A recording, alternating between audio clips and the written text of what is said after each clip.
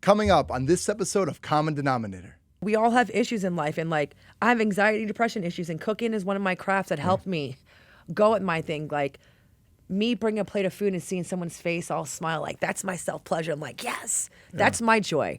Hi, and welcome to Common Denominator. Straight up conversations with me, Moshe Popack. This week's guest is celebrity chef Robyn Almodovar, who won the Food Network's Chopped and Cutthroat Kitchen and was a finalist on Fox's Hell's Kitchen with Chef Gordon Ramsay. She'll share her favorite memories from those shows, tell us how she first fell in love with cooking, and explain why plant-based protein is good for you and the planet. Robyn, welcome to Common Denominator. Thanks for having me on the show. I appreciate it. So we got Chopped, Cutthroat Kitchen, Hell's Kitchen. You've been on all of them.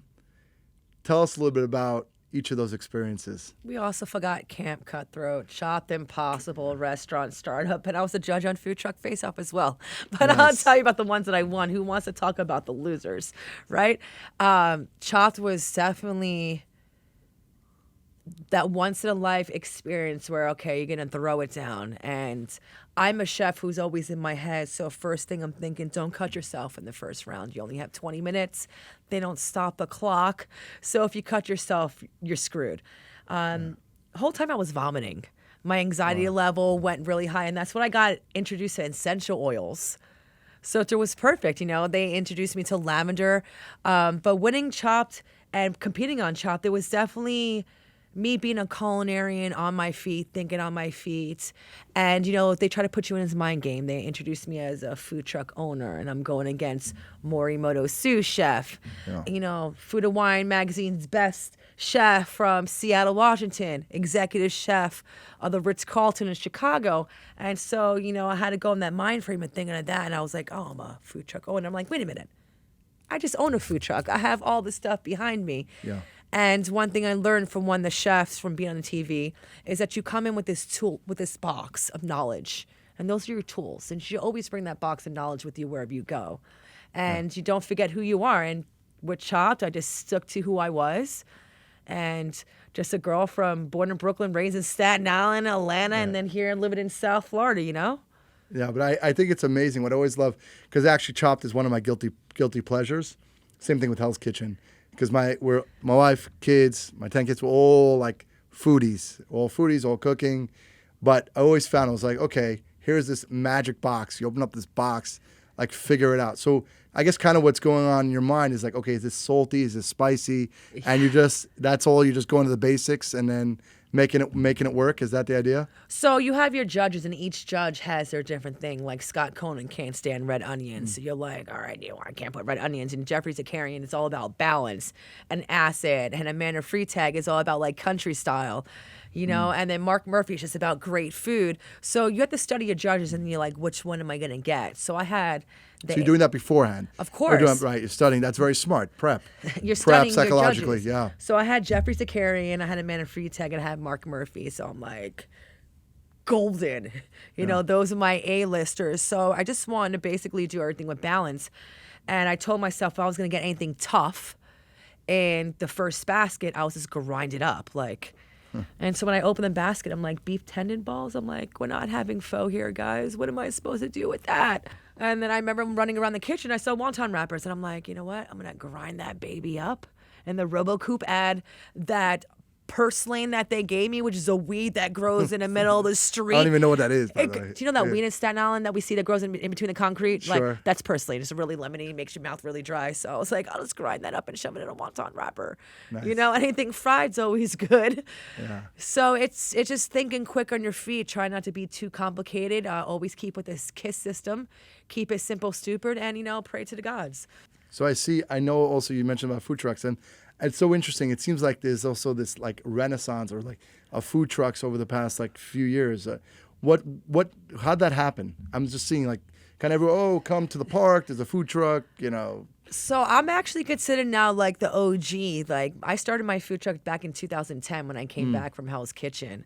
Right. And where you had to have a certain amount of followers and likes on Instagram just to get into invited to these food truck events. And that's where, you know, the OGs were Miss Cheesiest, Latin Burger, BC Tacos, Rolling Stove. And then, here comes me. I was the first female food truck owner that was serving hot food Right. in this man's world. So I had a lot to prove. I had a 28-foot trailer driving a dually. So I remember my first big event is in Art Basel, Wynwood, where Wynwood wasn't like... Back then, that's right. Wynwood's gone through also Renaissance. Yeah. Only the past few years, 6-7 years. Maybe. So that dirt lot that the food trucks used to park in, I used to sit there at 5 o'clock in the morning, or I used to go rogue in the street. Like, I'm from New York. I'm going to hustle any which way. So we used to drive at 4 o'clock in the morning when all the cars were leaving from the bars, park 3 cars. I know, why am I going to be there at 10 o'clock in the morning to hustle? It's not going to get busy till 5, 6 o'clock.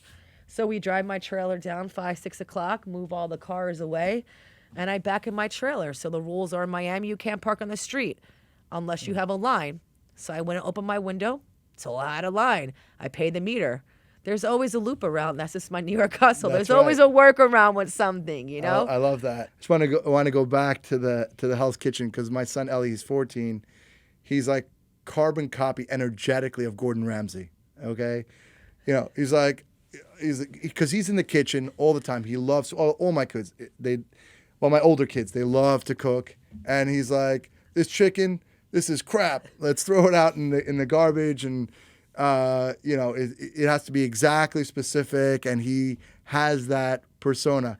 How was that like with Gordon Ramsay? Did you jive with him? How was that experience? So first on season 10 when I was there, like I was definitely like crapping in my boots. I'm like, oh my God. And then he like stood next to me and he was like, oh, what are you doing? I'm like, oh, he smells good. I'm like, his hands are huge. His pants are so tight. His feet so big. And all this is like concentrating on cooking your meal, Robyn. And I'm like, I have 45 minutes to do fish. And it's like, there's certain things that they ask create 2 dishes. One would you do in 30 minutes? One would you do in 40 minutes? And I'm like, I have fish in 45 minutes. So you're basically sitting around and you don't want to be sitting around on television because you don't want to look like that chef. Right. And they do that to throw the boggle in you. And season 10, like I came out really good, strong. And then season 17, it was like, womp, womp, womp, 1 point. And I'm like, what are you doing to me? But Gordon's like, he's head on, like, I was afraid of him at first, If he throws a spoon at you and you don't catch it. Right. I caught it. It's like, and every time he would yell at me, I'm like, yeah, chef. And he's like, are you laughing? I'm like, why would I laugh? This is not funny. Like, none of this is amusing to me. But my dad's military, so I'm looking you straight in the eyes. I'm going to respect you. But this is your kitchen. This is your show. And first time, season 10, first time doing TV. Didn't realize what was going on, Right. Season 17, I had 7 reality shows underneath me. Bring it. Right. So you know that whole thing. Is he the same personality off camera as on camera? When that camera's off, he's hilarious. Like, I'm not sure what we could say on this, but I remember cooking next to Jared, and I'm on fish, and he's on garnish. Everyone knows garnish goes down. I'm like, Jared, let me help you. And he's like, no. I'm like, Jared, let me help you. He's like, no, I got it.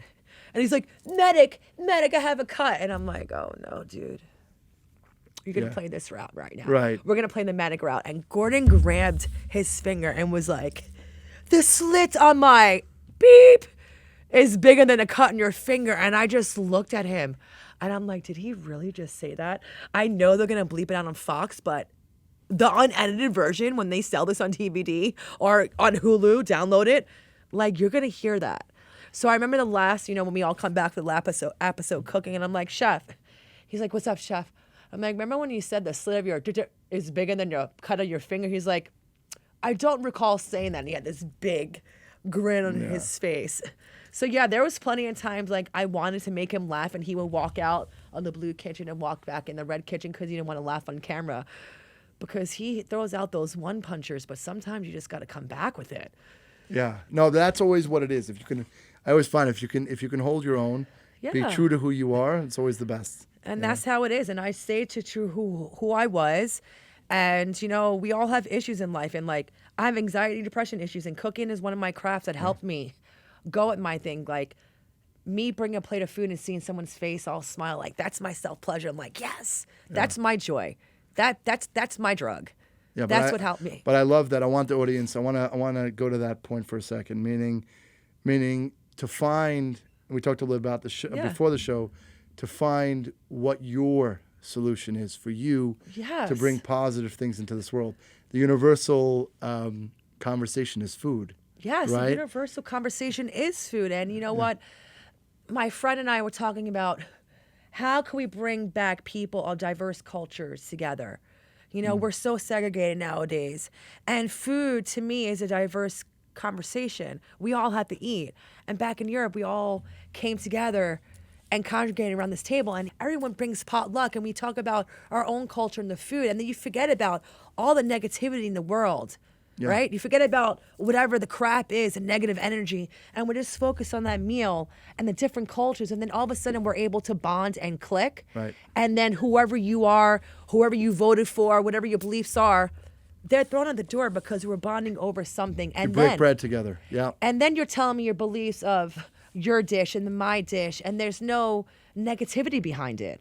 And I think that's what we really need to come back to with food. And that's what I try to educate. I just try to, I won't cook when I'm sad. I won't cook when I'm mad, because I believe that you could definitely transfer that energy into what you touch.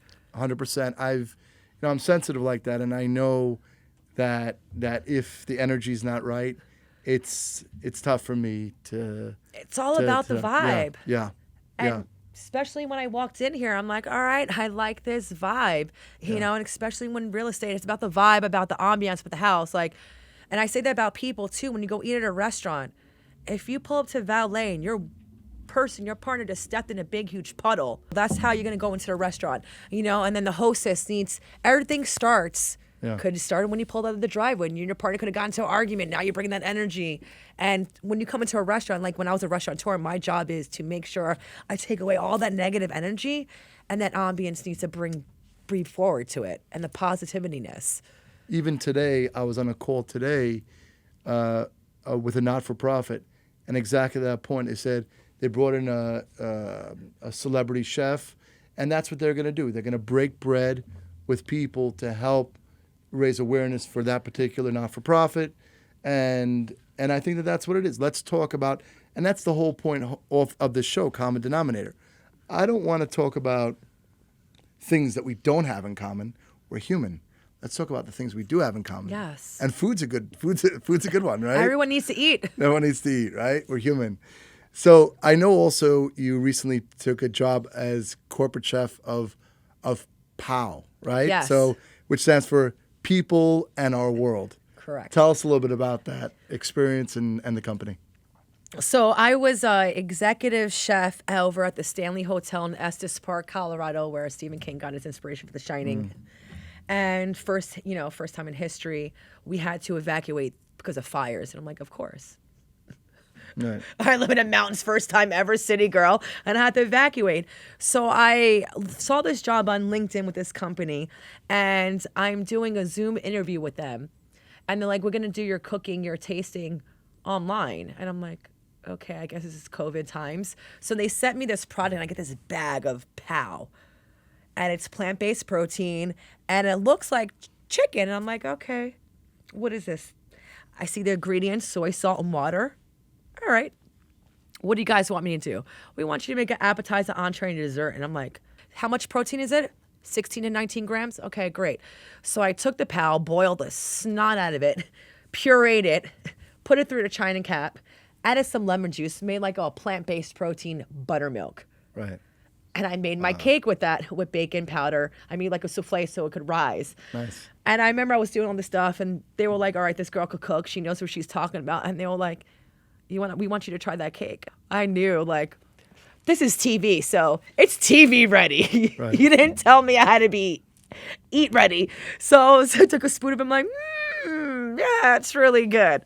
So then they flew me out to Florida, back in Florida again in Daytona, and they wanted me to cook for them. And they were like, this girl she could throw down. She's really picking up quick.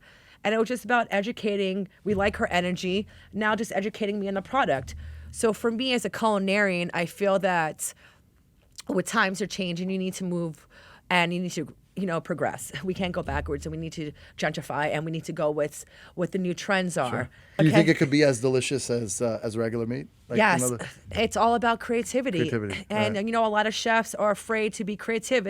And it's not afraid. Unfortunately, the hospitality industry is really hurt right now by workers.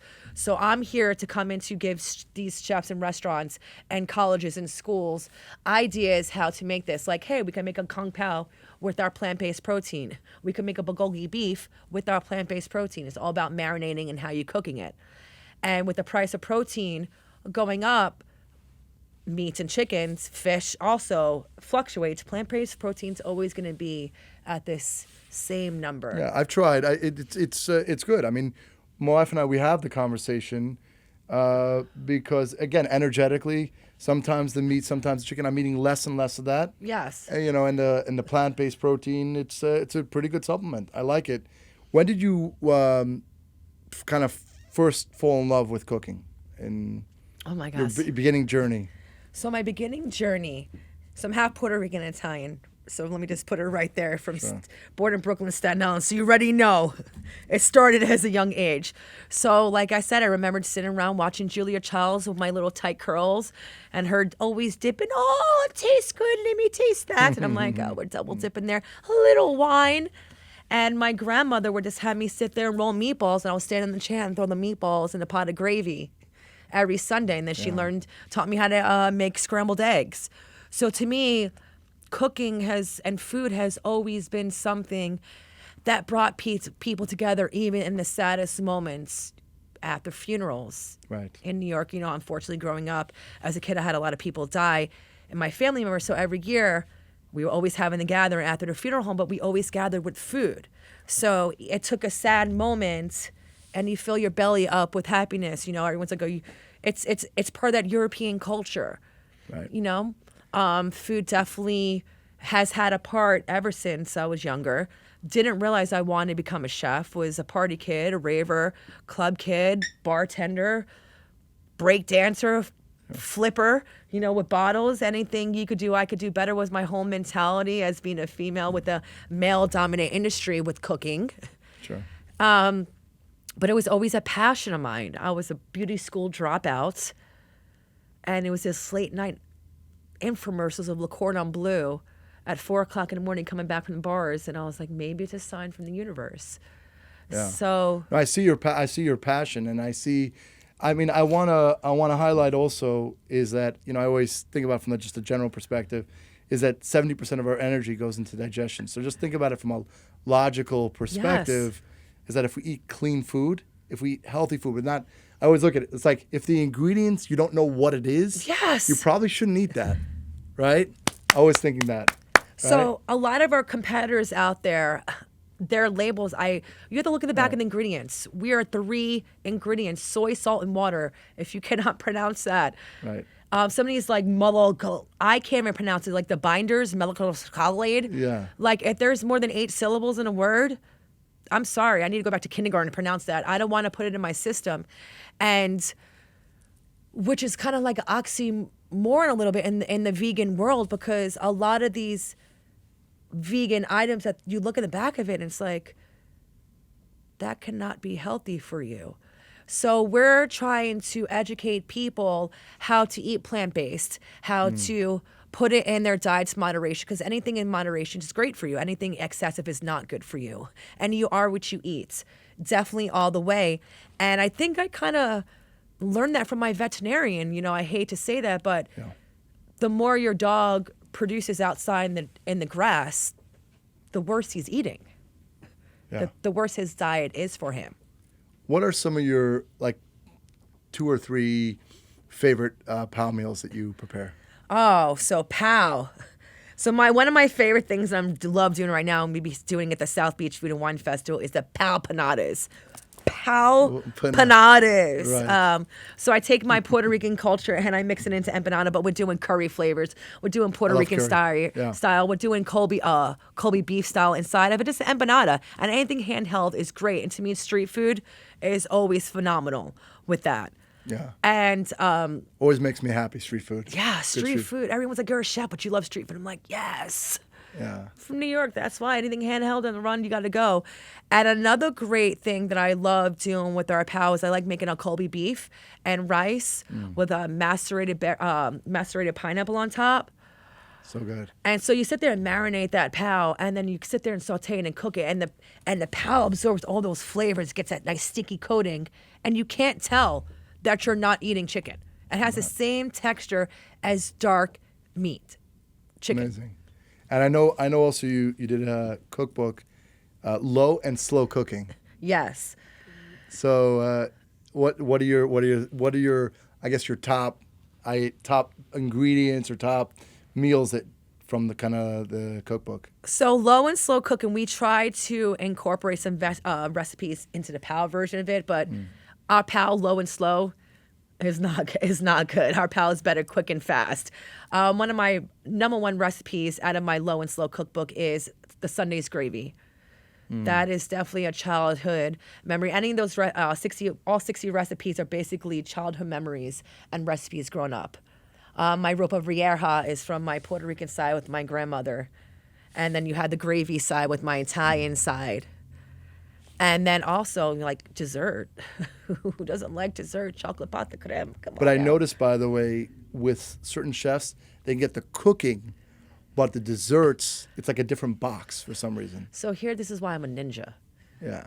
I like to call myself a culinarian because I'm a well-balanced and well-rounded chef. I know how to make bread with yeast, non-yeast bread, and I know how to make several desserts. Because to me, if you need, in any competition in life, you need to be quick on your game. What happens if you have your pastry chef can't come in today? You're just going to be standing there like this? Right. No. So I always make sure that I put on desserts that I know how to make. And when I make desserts, I like to take fun desserts that we had as a kid and transform them, like strawberry shortcake. I make them into little donuts, shoved with a strawberry jam. So super creative, yeah. And I need to know how to make that. So this repetitiveness, it sponges the brain, memorization. And the fun thing I'm having now is making plant-based protein desserts, using PAL as our base into donuts. Yeah. You know? And I know also you get the privilege to cook for A-list celebrities. I know you cooked for Melissa Etheridge and probably many others. How was that experience? Cooking for A-list celebrities, they're like every other person. Timberland I've cooked for, DJ Irie, Melissa Etheridge. It's the same thing like being a yacht chef. Yeah. Just cook for your food. Like, the richer they are doesn't mean anything. I was on this 200-foot mega yacht, and I'm thinking, like, I need to go all fine dining. He's like, do you have any chicken wings? And I looked at him, he's like, chicken wings. Normal people, and the wife's like, don't give my husband chicken wings. You're on a diet, John. I'm like, just give him the chicken. And I looked at him, I'm like, she goes to sleep tonight. I'll give get you you the chicken wings. Yeah. I got you, but I'm having them slow cook right now in the oven for you. We'll fry them up in the air fryer. So it's someone healthy. It's like taking those great indulgences like that, right? And making it healthier. And that's the great thing about the air fryer. Yeah. Because we could still have those chicken wings. Yeah, we just recently got an air fryer. Super good. Best Big promoter of invention. air fryer. Yeah. Best Awesome. Ninja, big promotion of the Ninja. Ninja, yes. I set my mom over one. It does 8-in-1. Sous vide, slow cook, make yogurt, saute, all in it. And to me, it helps people because I'm noticing a lot of millennials now are ordering out. Yeah. That's what they're doing. Nobody wants. It's very hard unless you love it, which you do, and I do. My wife does. My kids do.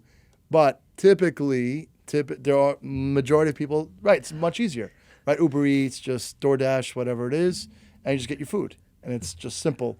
But there is something very calming about cooking and shopping for your own food and looking at it, real food. So big promoter of that. And you are what you eat, so I'll say that again. But I want to thank you so much, Robyn, for joining us. Thank you so much for having me. How can we find out more about you and about PAL? So more about me is always my Instagram, Chef Robyn Almodovar. PAL is always at Get PAL on Instagram, getpal.com. We're going to be at the South Beach Food and Wine Festival all 3 days, Friday, Saturday, and Sunday. Google us. Google me is always a thing, internet, millennials. And soon we'll be coming in retail. But you are what you eat, and that goes a long way. You are what you put in your body, guys. Thank you so much. Really a pleasure. Pleasure. Thank you. Thanks for listening to the Common Denominator podcast. Join us next week for another inspiring, impactful, and empowering conversation. To learn more about Moshe, head to MoshePopack.com. If you enjoyed this episode, feel free to share it. And we'd be grateful if you could rate, review, and subscribe to the show.